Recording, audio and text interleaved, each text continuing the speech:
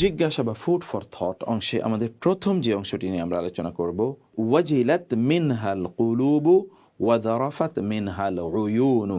ওয়াজিলাত মিনহাল কুলুবু, ওয়াজিলাত, ওয়াজিলাত মানে হচ্ছে প্রকম্পিত হয়ে ওঠা, প্রকম্পিত হয়ে উঠেছিল মিনহাল কুলুবু, তা থেকে আমাদের অন্তরসমূহ।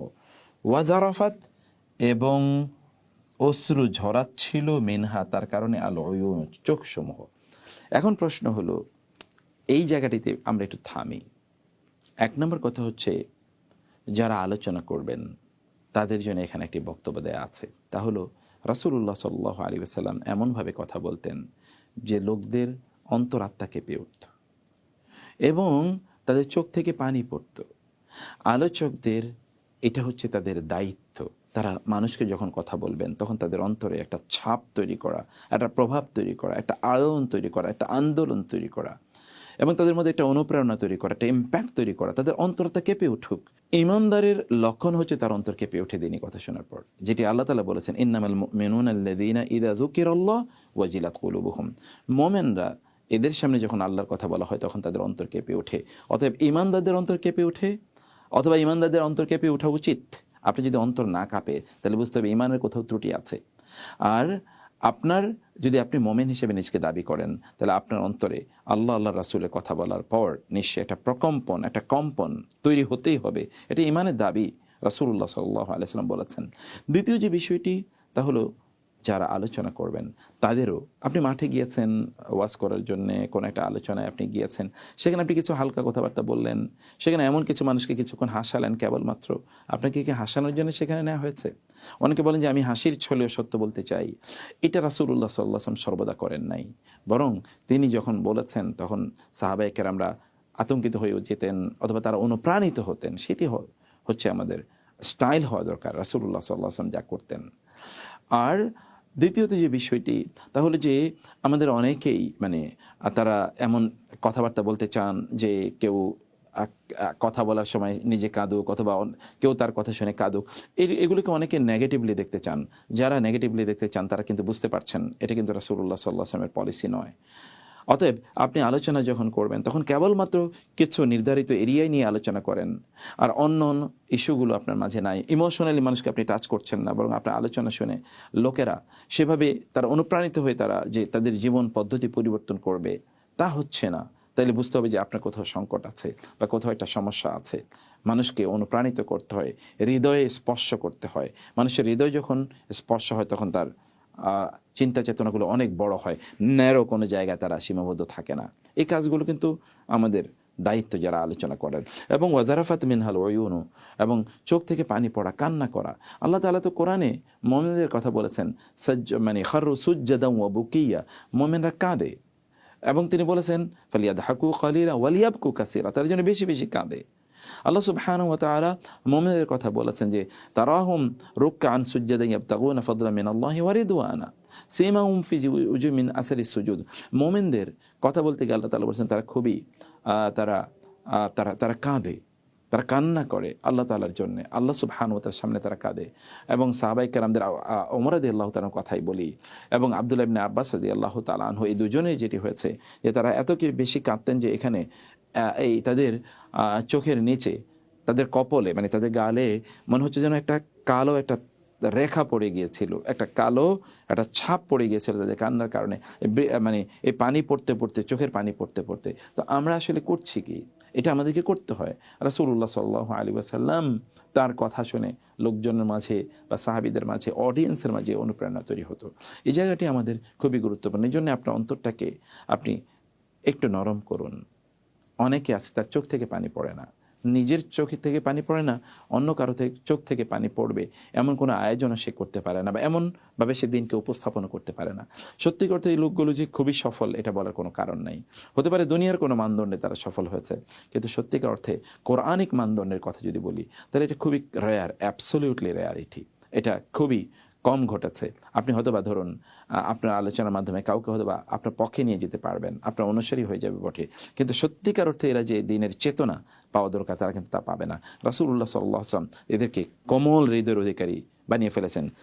রুহামা বাইনাহুম, তারা নিজেদের মাঝে খুবই ভালোবাসাময়, তারা মোমেনদেরকে ভালোবাসে, পরস্পরকে ভালোবাসে।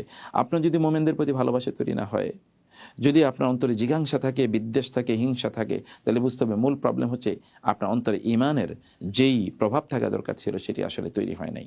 কারণ আল্লাহ রাসূল সাল্লাল্লাহু আলাইহি ওয়াসাল্লাম বলেছেন, যারাফাত মিনহাল উয়ুন ওয়াজিলাত মিনহাল কুলুব।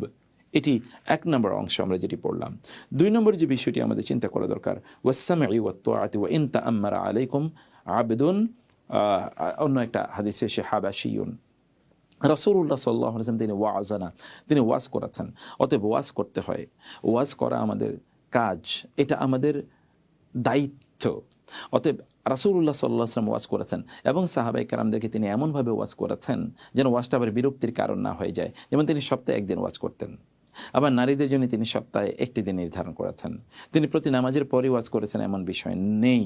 রাসূলুল্লাহ সাল্লাল্লাহু আলাইহি ওয়াসাল্লাম তিনি বিভিন্ন ইস্যুতে মানুষকে কথাবার্তা বলতেন।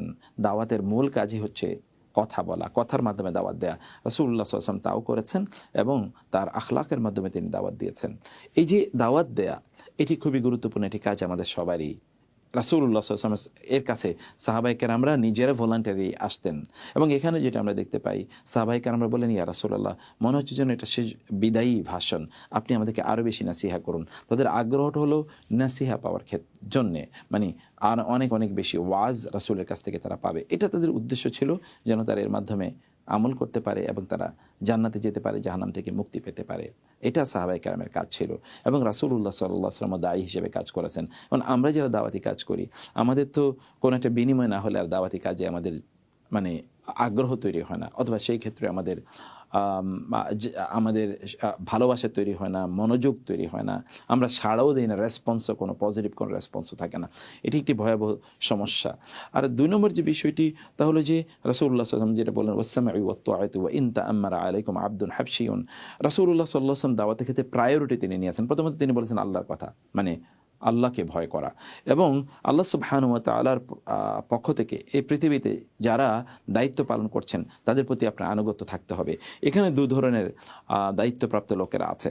এক ধরনের দায়িত্বপ্রাপ্ত লোকেরা হচ্ছে যারা যারা যারা দ্বীনি ক্ষেত্রে নেতৃত্ব প্রদান করেন, ওলামায়ে কেরাম। ওয়া জাআলনা লিল মুত্তাকিনা ইমামা, মানে মুত্তাকিদের ইমাম হওয়া। এই যে দ্বীনি যে নেতৃত্বের কথা আমরা বলছি, মানে ওলামায়ে কেরামের কথা আমরা বলছি, আলেমদের কথা মনোযোগ দিয়ে শোনা এবং তাদের আনুগত্য করা, এটা খুবই গুরুত্বপূর্ণ। আমরা মনোযোগ দিয়ে যেন কথা শুনি, এই জায়গায় আমাদের একটা বড় সংকট আছে। আমরা মনোযোগ দিয়ে কথা শুনি না, অথবা আমরা যখন কথা শুনি তখন আমরা হয়তোবা ততটা খেয়াল আমরা রাখি না। এই মনোযোগ দেয়া এটা মোমেনদের একটা বৈশিষ্ট্য। রাসূলুল্লাহ সাল্লাল্লাহু আলাইহি ওয়াসাল্লামের নসিহা, অধিকাংশ লোকে তারা কথা বলতে জানে কিন্তু তারা মনোযোগ দিয়ে শুনতে জানে না।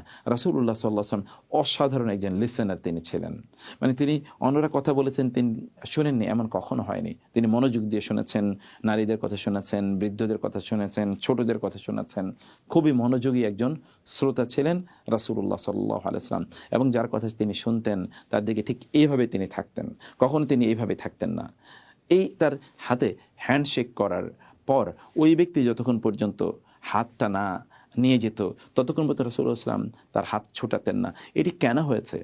এটি রাসূলুল্লাহ সাল্লাল্লাহু আলাইহি ওয়াসাল্লাম কতটা গুরুত্ব দিতেন ওই ব্যক্তিকে, তার একটা ইন্ডিকেটর। সেই জন্য আমরা বলবো যে আস-সামউন ইজ অ্যান স্পেশাল কোয়ালিটি। মনোযোগী শ্রোতা হন। এই শোনা মানে কিন্তু কেবলমাত্র কান দিয়ে শোনা, ব্যাপারটা কিন্তু এরকম নয়। শোনা মানে হচ্ছে মন থেকে শোনা, মানার উদ্দেশ্যে শোনা, আগ্রহ ভরে শোনা, শ্রদ্ধা ভরে শোনা, বিরক্তি ভরে শোনা নয়, 100% দিয়ে তারপরে শোনা। এটি একদিকে বলো আমরা ওলামায়ে কেরাম যদি হন তাদের, 2 নম্বর যারা দায়িত্বশীল, আপনার পরিবারের দায়িত্বশীল, আপনার বাবা অথবা আপনার স্বামী অথবা আপনার বড় ভাই, তারা যাই হোক না, অথবা আপনার মা অথবা বড় বোন, যিনি দায়িত্বশীল হন পরিবারে, অথবা ধরুন আপনার প্রতিষ্ঠানে যিনি দায়িত্বশীল হন, তার কথা মনোযোগ দিয়ে শোনা, বিরক্তি প্রকাশ না করা, অথবা সেটি শোনার ক্ষেত্রে আপনার অনাগ্রহ এমন কোনো কিছু না থাকা, মনোযোগ দিয়ে শুনতে হবে। আর যেটা রাষ্ট্র হয়, তার রাষ্ট্রের যারা প্রধান, রাষ্ট্র যারা পরিচালনা করেন তাদের কথা মনোযোগ দিয়ে শুনতে হয়। রাসূলুল্লাহ সাল্লাল্লাহু আলাইহি ওয়াসাল্লাম তাই বললেন। এবং তিনি বললেন শুধু শুনলে হবে না, ওয়াত-তাআতি, এবং কি করতে হবে? আনুগত্য করতে হবে। শুনলে কেবল হবে না, আনুগত্য করতে হবে। আপনার স্বামীর কথা আপনি শুনছেন কিন্তু আনুগত্য করেননি, আপনার বাবার কথা শুনেছেন আনুগত্য করেননি, মানে পরিবারে যারা কর্তা অথবা প্রতিষ্ঠানে যারা কর্তা তাদের কথা শুনেছেন কিন্তু আনুগত্য করেননি, এটা আসলে শোনা হলো না। অথবা আপনি আপনার আপনার সমাজে যারা কর্তা ব্যক্তি তাদের কথা শুনেছেন কিন্তু আপনি আনুগত্য করেননি। আর রাষ্ট্র যদি হয়, রাষ্ট্র আপনার কোনো একটা নির্দেশনা প্রদান করেছে কিন্তু আপনি তার আনুগত্য করেননি। রাষ্ট্র বলেছে আপনাকে ডান দিক দিয়ে চলতে, আপনি বাম দিক দিয়ে চলছেন। রাষ্ট্র বলেছে আপনাকে ট্রাফিক সিগন্যাল মেনে চলতে, আপনি তা মেনে চলেননি। রাষ্ট্র বলেছে আপনাকে ময়লা আবর্জনা রাস্তায় না ফেলতে, আপনি তা করেননি। রাষ্ট্র বলেছে আপনাকে ট্যাক্স প্রদান করার জন্য, আপনি ট্যাক্স প্রদান করেননি। রাষ্ট্র বলেছে আপনি কোনো অন্যায় কাজ না করেন, রাষ্ট্র বিদ্রোহী বিরোধী, রাষ্ট্রের জন্য ক্ষতি করে এমন কোনো কাজ না করেন, আপনি কোনোটাই আনুগত্য করেন নাই। সব কিছু থেকে আপনি দূরে সরে যাচ্ছেন। তাহলে হলো যে এখানে আসলে আনুগত্য করা হয় নাই। আর রাষ্ট্র তো বলে না, তার রাষ্ট্র যারা পরিচালনা করে তারা এই কাজগুলো বলে। এখন এই ক্ষেত্রে আনুগত্য এবং শোনা এটা কি তাহলে অ্যাবসোলিউট সেন্সও হবে নাকি এখানে কোনো কন্ডিশন আছে? অফকোর্স এখানে কন্ডিশন আছে, এখানে অ্যাবসোলিউট সেন্সে না। কন্ডিশন মানে কি, তারা যদি এমন বিষয়ে আপনাদেরকে নির্দেশ প্রদান করে যেটা শরিয়ার সাথে সাংঘর্ষিক নয় তাহলে তা মানতে হবে। আর যদি তা শরিয়ার সাথে সাংঘর্ষিক হয় তাহলে তা মানার কোনো দায়িত্ব আপনার নাই। যদি শরিয়ার সাথে সাংঘর্ষিক হয়, যেমন আপনার পরিবার অথবা সমাজ অথবা রাষ্ট্রের প্রধান যদি বা রাষ্ট্রের কর্তা ব্যক্তিরা যদি আপনাকে বলে আপনি জেনা করার জন্য, আপনি জেনা করতে পারবেন না।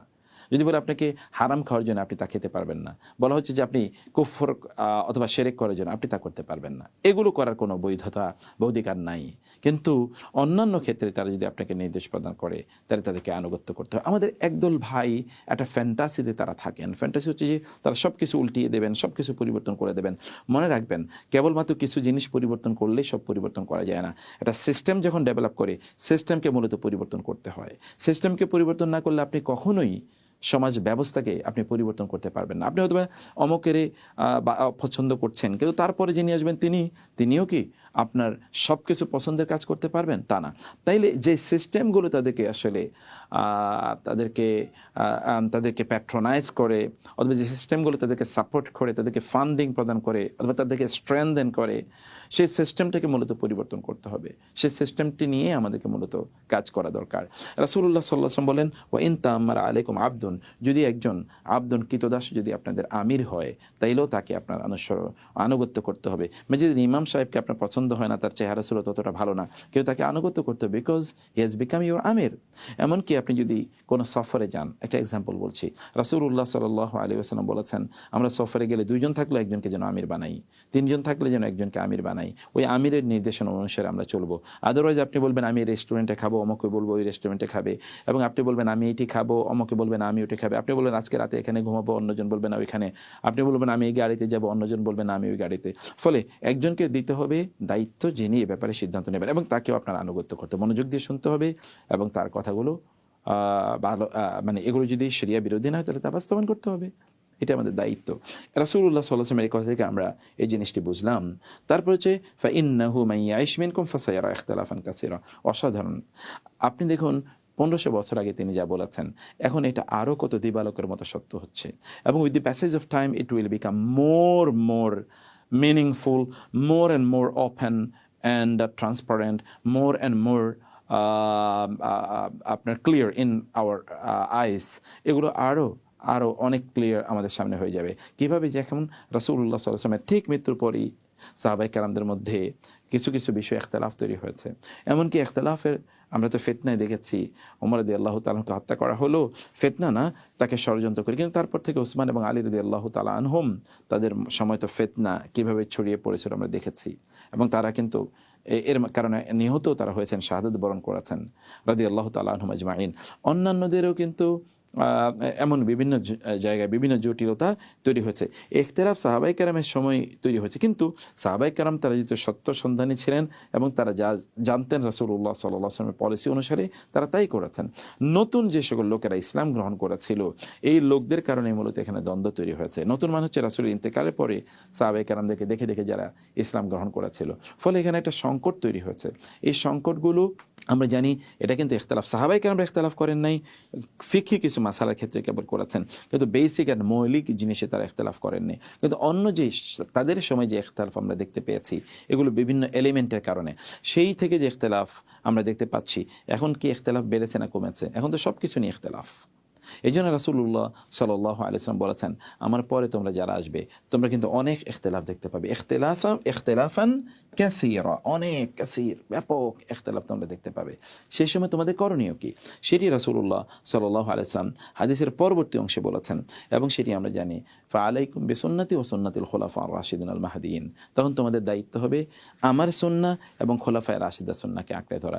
এখন প্রশ্ন হলো, রাসূলুল্লাহ সাল্লাল্লাহু আলাইহি ওয়াসাল্লামের সুন্নাহ এবং খোলাফায়ে রাশিদার সুন্নাহ কি? এক নম্বর হচ্ছে রাসূলুল্লাহ সাল্লাল্লাহু আলাইহি ওয়াসাল্লামের লাইফস্টাইলটা হলো তার সুন্নাহ। তিনি যা বলেছেন, তিনি যা করেছেন, তিনি যা অনুমোদন দিয়েছেন, এর বাইরে কোনো কিছুই নাই। অতএব ধরে রাখতেই হবে, এটাকে কোনো অবস্থায় ছাড়ার কোনো সুযোগ নাই। আপনি যদি হেদায়েত প্রাপ্ত হতে চান, আপনি যদি দুনিয়াতে সফল হতে চান, আখেরাতে সফল হতে চান, আপনি যদি দিনের দায়ী হন, দিন প্রচারের প্রশ্ন আপনার সামনে আছে, তাইলে রাসূলুল্লাহ সাল্লাল্লাহু আলাইহি ওয়াসাল্লাম যেভাবে দাওয়াতি কাজ করেছেন আপনারা তাই করতে হবে। তার বাইরে কোনো কিছুই করার সুযোগ নাই। এমনকি খোলাফায়ে রাশিদা যা করেছে তার ব্যাপারেও আপনার অন্যথা করার কোনো সুযোগ নাই। অনেকে হয়তো বলতে পারেন, খোলাফায়ে রাশিদার সময় তো কিছু কাজ হয়েছে, যে সেগুলোকে আমরা মানদণ্ড হিসেবে গ্রহণ করব? অবশ্যই মানদণ্ড হিসেবে সেগুলো আমাদেরকে গ্রহণ করতে হবে। বলেছেন কি? রাসূলুল্লাহ সাল্লাল্লাহু আলাইহি ওয়াসাল্লাম। এবং এই জন্যে রাসূলুল্লাহ সাল্লাল্লাহু আলাইহি ওয়াসাল্লাম বললেন, অন্যান্য জাতিপুঞ্জ 71-72টা দলে বিভক্ত হয়ে গিয়েছিল, আমার জাতি 73টা দলে বিভক্ত হবে, একটি কেবল জান্নাতে যাবে, বাকিগুলো জাহান্নামী। সাহাবায়ে কেরামরা বললেন, জান্নাতি দল কোনটা ইয়া রাসূলুল্লাহ? তিনি বলেন, মা আনা আলাইহি ওয়া আসহাবি, আমি এবং আমার সাথী তোমরা যারা আছো, আমরা যে লাইফস্টাইল, যে পথ পদ্ধতি মেনটেন করেছি, এই পথ পদ্ধতি অনুসারে যারা চলবে কেবল তারাই সফল হবে, আর কেউ না। যেমন এখানে আমরা দেখতে পাচ্ছি, সফলতার জন্যে, দুনিয়া এবং আখিরাতে মুক্তির জন্যে আপনাকে মূলত নির্ভর করতে হবে এই রাসূলুল্লাহ সাল্লাল্লাহু আলাইহি ওয়াসাল্লামের সুন্নাহ এবং খোলাফায়ে রাশিদা এর সুন্নাহ এর উপর। তো এগুলোকে পালন করতে গিয়ে কিছু প্রশ্ন হয়তো দেখা দেবে, যেটা আমরা এখন আলোচনা করব। রাসূলুল্লাহ সাল্লাল্লাহু আলাইহি ওয়াসাল্লাম বলেন, ওয়া ইয়্যাকুম ওয়া মুহদাসাতিল উমুর ফাইন্না কুল্লা বিদআতিন দালালা। খুবই গুরুত্বপূর্ণ একটি অংশ, আপনার হাইলাইটেড ইয়েতে এটা কিন্তু মুখস্থ করেছেন, ওয়া ইয়্যাকুম ওয়া মুহদাসাতিল উমুর। তোমাদের উচিত হলো এই সময়ে যখন তোমরা ইখতিলাফ দেখতে পাবে, তখন তোমাদের কাজ দুটো। একটা হচ্ছে তোমরা আমার সুন্নাহ এবং সাহাবায়ে কেরামের মানে খোলাফায়ে রাশিদার সুন্নাহকে আঁকড়ে ধরবে, আর 2 নম্বর বিষয় হচ্ছে যা কিছু তোমরা দেখবে দিনের ক্ষেত্রে নতুন, এটাকে চোখ বন্ধ করে ছুঁড়ে ফেলে দেবে। যা কিছু নতুন দেখবে তার চোখ বন্ধ করে ছুঁড়ে ফেলে দেবে। তাহলে ধরবে কি? তোমরা সুন্নতি ওয়া সুন্নাতিল খুলাফা আর-রাশিদিন, আমার সুন্নাহ এবং খোলাফায়ে রাশিদের সুন্নাহকে ধরবে, আর বাকি সব কিছু ছুঁড়ে ফেলে দেবে। কারণ কি? ফাইন্না কুল্লা বিদআতিন দালালা, কারণ প্রত্যেকটা নতুন আবিষ্কৃত জিনিস এটা হচ্ছে দালালা, পথভ্রষ্টতা। আপনি পথভ্রষ্ট হয়ে যাবেন যদি নতুন আবিষ্কৃত কোনো জিনিসকে আপনি গ্রহণ করেন। এখন বেদাত মানে কি?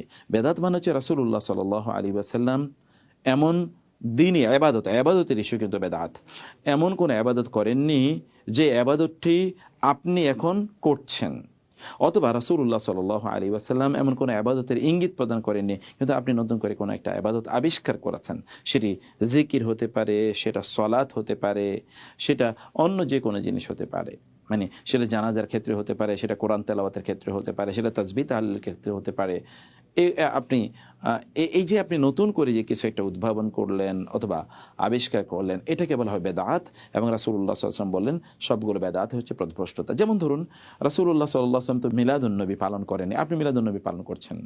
রাসূলুল্লাহ সাল্লাল্লাহু আলাইহি ওয়াসাল্লাম তিনি বিভিন্ন ধরনের জিকির দেখবেন, জিকির দুরুদে হাজারি, দুরুদে আপনার কি বলে লাখি, অথবা ধরুন এরকম অনেক ধরনের দুরুদ রাসূলুল্লাহ সাল্লাল্লাহু আলাইহি ওয়াসাল্লাম বলেন নাই, আর আপনি এগুলোকে আবিষ্কার করেছেন। রাসূলুল্লাহ সাল্লাল্লাহু আলাইহি ওয়াসাল্লাম বিভিন্ন ধরনের তাসবিহ তাহলিল করেন নাই, কিন্তু আমি এবং আপনি এগুলোকে তাসবিহ তাহলিল হিসেবে আমরা আবিষ্কার করেছি। রাসূলুল্লাহ সাল্লাল্লাহু আলাইহি ওয়াসাল্লাম ওই নামাজগুলো পড়েন নাই, শবে মেরাজের নামাজ, অথবা ধরুন আপনি কি বলে মুহররম মাসের নামাজ, অথবা রজব মাসের নামাজ, অথবা আশুরার নামাজ, ইত্তকার নামে কত ধরনের আমরা জিনিস আবিষ্কার করেছি।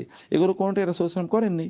অতএব এগুলো কি? বেদাত। আপনি কবরের কাছে গিয়ে আপনি কোনো কিছু চাইবেন, এটা শিরকও হতে পারে, আবার বেদাতও হতে পারে। সেগুলো আপনি করছেন এবং এগুলোকে আপনি নিজে এগুলোকে প্রমোট করছেন, অথবা বলছেন যে এই কাজগুলো সুন্নাহ মোতাবেক, অথবা এগুলো দ্বীনি ইবাদতের কাজ।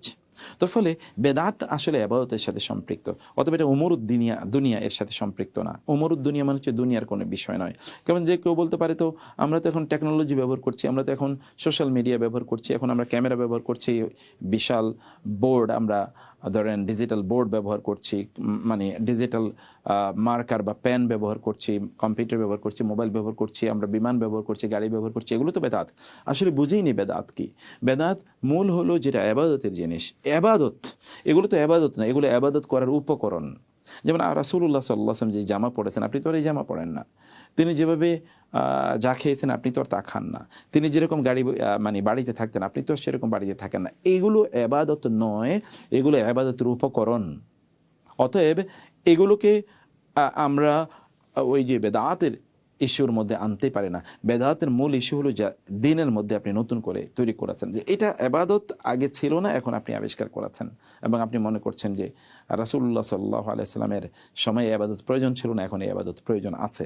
এখন এর উপর ভিত্তি করে অনেকে বিভিন্ন ধরনের প্রশ্ন করছেন যে এগুলো তাইলে কি বেদাত কেনা। যেমন ধরুন, আমরা তো জুমার দিন দুটো আজান দেই, একটা আজান রাসূলুল্লাহ সাল্লাল্লাহু আলাইহি ওয়াসাল্লাম দিয়েছে, কিন্তু দ্বিতীয় যে আজান দেওয়া হচ্ছে, মানে আমরা যে এখন যে প্রথম যে আজানটা দিচ্ছি, রাসূলুল্লাহ সাল্লাল্লাহু আলাইহি ওয়াসাল্লামের সময় তো আজান দেয়া হতো একটাই, তাহলে আমরা এখন প্রথমে একটা আজান দিচ্ছি, আবার পরে আরেকটা আজান দিচ্ছি, তাহলে এই যে প্রথম আজান যেটি, এটা কি বেদাত হয়ে যাচ্ছে কিনা, অথবা দ্বিতীয় আজানটি বেদাত হচ্ছে কিনা?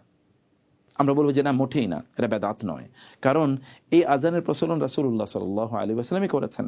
রাসূলুল্লাহ সাল্লাল্লাহু আলাইহি ওয়াসাল্লাম তিনি আজান একটা দিয়েছেন, কিন্তু ওসমান রাদিয়াল্লাহু তাআলা আনহু এসে দুটো আজানে তিনি প্রচলন কেন করলেন?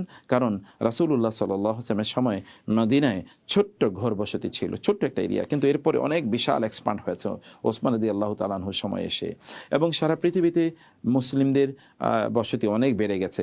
ফলে মুসলিমদের কাছে যেন আজান এটি যেন দ্বিতীয় আজানটি মূল আজান, প্রথম যে আজানটি, এই আজানটি মানুষকে একটু জানানোর জন্য, কারণ দূর দূরান্ত থেকে লোকেরা আসবে, তারা আসার জন্য একটু প্রিপারেশন লাগবে। এই জন্যে ঠিক রাসূল সাল্লাল্লাহু আলাইহি ওয়াসাল্লাম একটি আজান করেছেন, তিনি কেবল আজানের মূল অর্থ হচ্ছে মানুষকে আহ্বান করা, অতএব তিনি আরেকটি আজান এখানে ইন্ট্রোডিউস করে দিলেন যেন এটি করা হয়। আর রাসূলই অনুমোদন দিয়ে গেছেন, যদি আমার খোলাফায়ে রাশেদা যদি কোনো কাজ করে তাহলে সেটা সুন্নাহ, রাসূল বলে গেছেন। অতএব আপনি রাসূলের উপর যদি আপনি মানে করেন, মানে ওভার রুল করেন, তাতে আপনি আল্লাহ রাসূলকে মানলেন না। এবং আপনি কি মনে করছেন যে আপনি রাসূলের চেয়ে অনেক বেশি বুঝছেন, অথবা ওসমান রাদিয়াল্লাহু তাআলার চেয়ে বেশি বুঝছেন? আর ওসমান রাদিয়াল্লাহু তাআলার সময় হাজার হাজার সাহাবায়ে কেরামের সামনে তিনি এটাকে ইন্ট্রোডিউস করেছেন। সাহাবায়ে কেরামরা কি আপনার চেয়ে ইসলাম কম বুঝেছে নাকি? না আপনার চেয়ে দিন কম বুঝেছে? না আপনার চেয়ে দিনের ভালোবাসা তাদের কম? না আপনার চেয়ে দাওয়াতি কাজ তাদের অনেক কম? সেই জন্যে সাহাবায়ে কেরামদের ব্যাপারে এই আপত্তি তোলার ক্ষেত্রে খুব সাবধান থাকতে হবে। দ্বিতীয়ত বিষয় হচ্ছে, রাসূলুল্লাহ সাল্লাল্লাহু আলাইহি ওয়াসাল্লাম কিন্তু এমনিও কিছু কিছু নামাজে একটার বেশি তিনি আজান দিতেন। যেমন ফজরের নামাজের জন্যে আব্দুল্লাহ ইবনে উম্মে মাকতুম ফজরের আজান দিতেন, কিন্তু তার আগে বেলাল রাদিয়াল্লাহু তাআলা আনহু একটি আজান প্রদান করতেন। এবং রাসূলুল্লাহ সাল্লাল্লাহু আলাইহি ওয়াসাল্লাম বলেছেন, যখন বেলাল আজান দেবে তখন তোমরা খেও। মানে এটা রমাদান মাসে তিনি স্পেশালি কাজ করেছেন। এবং তিনি বলেছেন, যখন আব্দুল্লাহ ইবনে উম্মে মাকতুম আজান দেবে তখন তোমরা খাওয়া বন্ধ করে দেবে, কারণ আব্দুল্লাহ উম্মে মাকতুমের আজানটা হচ্ছে ফজরের আজান, বেলালের আজানটা ফজরের আজান না। তাহলে দুটো আজানের প্রচলন তো রাসূলও করেছিলেন সতর্ক করার জন্য, এটি করাই যায়, কোনো সমস্যা নাই। ফলে এটাকে আপনি বলতে পারবেন না। এখন তারাবির নামাজ যেমন জামাতের সাথে আমরা আদায় করি, এটা কি বেদাত? যেমন ওমর রাদিয়াল্লাহু তাআলা আনহু তিনি বলেছেন, নি'মাতুল বিদআতু হাদিহি, এই খুব চমৎকার একটি বেদাত। আসলে কি এটা বেদাত? আসলে ওমর রাদিয়াল্লাহু তাআলা আনহু তিনি রাসূল সাল্লাল্লাহু আলাইহি ওয়াসাল্লামের ইন্তেকালের পর আবু বকর রাদিয়াল্লাহু তাআলা আনহুর সময়, এবং তারও পরে তিনি যখন খলিফা হলেন, আমিরুল মুমিনিন হলেন, তার বহু পরের দিকে এসে তিনি দেখলেন যে সাহাবায়ে কেরামরা তারা মসজিদে বিচ্ছিন্নভাবে তারা তারাবির সালাত আদায় করছেন, কিন্তু রাসূল সাল্লাল্লাহু আলাইহি ওয়াসাল্লাম কিন্তু তাদেরকে নিয়ে একসাথে আদায় করেছেন। আলা ইমামিন ওয়াহিদিন, একজন ইমামের পেছনেই তিনি নামাজ পড়িয়েছিলেন। 3 দিন রাসূলুল্লাহ সাল্লাল্লাহু আলাইহি ওয়াসাল্লাম তাদেরকে নিয়ে নামাজ পড়েছেন, কিন্তু এরপরে তিনি আর আসেননি। এই জন্যে, কারণ তিনি ভয় পেয়েছিলেন আবার তারাবির নামাজ ফরজ করে দেওয়া হয় কিনা, কারণ তিনি তো রাহমাতুল লিল আলামিন, তিনি তো আপনাকে প্রচণ্ড ভালোবাসেন।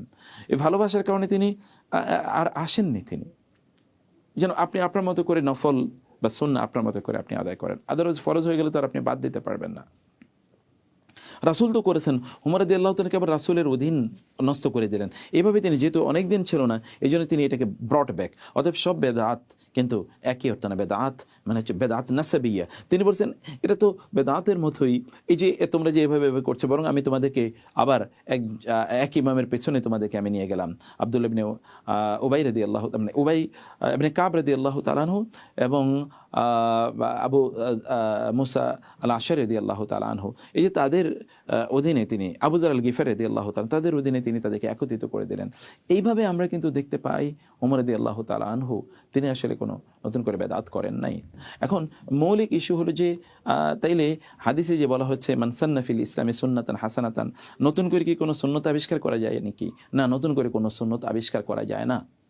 কিন্তু সুন্নাহকে প্রমোট করা, যেমন কোনো একটা অঞ্চলে সুন্নাহ ছিল না, কিন্তু সেই কাজটাকে আপনি প্রমোট করা, এটা হচ্ছে মান সান্না ফিল ইসলামে সুন্নাতান হাসানাতান। এখানে ওই আমলটি ছিল না, আমলটি আপনি কী করলেন, নতুন করে ইন্ট্রোডিউস করলেন, যেটা ওমর রাদিয়াল্লাহু তাআলা করেছেন। এটা বেদাত নয়, এটা এখানে ছিল না, এই জন্য আপনি ওইটাকে এখানে নতুন করে ঢুকিয়ে দিয়েছেন। এটা হচ্ছে শাব্দিক অর্থে বেদাত। আবার যেমন এমন কিছু কাজ আছে যেটি হতে পারে যে এটা কোরআন এবং হাদিসের সরাসরি নির্দেশনা নয়, কিন্তু কোরআন এবং হাদিসকে প্রমোট করবে, এই কাজটি প্রমোট করবে। যেমন ধরেন হাদিস সংকলনের কাজ রাসূলুল্লাহ সাল্লাল্লাহু আলাইহি ওয়াসাল্লাম তো করেন নাই, কোরআন সংকলনের কাজ রাসূলুল্লাহ সাল্লাল্লাহু আলাইহি ওয়াসাল্লাম সেভাবে করেননি যেভাবে আবু বকর অথবা ওসমান রাদিয়াল্লাহু তাআলা করেছেন, কিন্তু মূল কাজটি কিন্তু রাসূলুল্লাহ সাল্লাল্লাহু আলাইহি ওয়াসাল্লামের হাদিসের মধ্যে বা তার আচরণের মধ্যে রয়েছে। অথবা এগুলো all of this are very good works, এগুলো খুবই ভালো কাজ। এগুলোকে আপনি বেদাত এর নাম বলে, বেদাতকে আপনি বিভিন্ন ভাগে, বেদাতে হাসানা, বেদাতে সাইয়া, কিছু ভালো বেদাত, কিছু খারাপ বেদাত, এটা বলার কোনো সুযোগ নেই। বেদাত ইজ বেদাত। অতএব এই হাদিসের আলোকে আমাদের শিক্ষা হলো বেদাত বেদাতই, এটাকে আপনি বিভিন্ন ভাগে বিভক্ত করতে পারবেন না। যা বেদাত তা আপনি একেবারে চোখ বন্ধ করে ছুঁড়ে ফেলে দিন, এবং যাকে যে সুন্নাহ তাকে আপনি চোখ বন্ধ করে গ্রহণ করুন, যেটি রাসূলুল্লাহ সাল্লাল্লাহু আলাইহি ওয়াসাল্লাম বলেছেন, আদ্দু আলাইহা বিন নাওয়াজিজি, দাঁত দিয়ে কামড়ে ধরে থাকো। এটা আল্লাহ তাআলা আমাদেরকে ক্ষমা করে দিন। আলহামদুলিল্লাহ, আমরা সবগুলো জায়গায় বিস্তারিতভাবে আমরা জানলাম।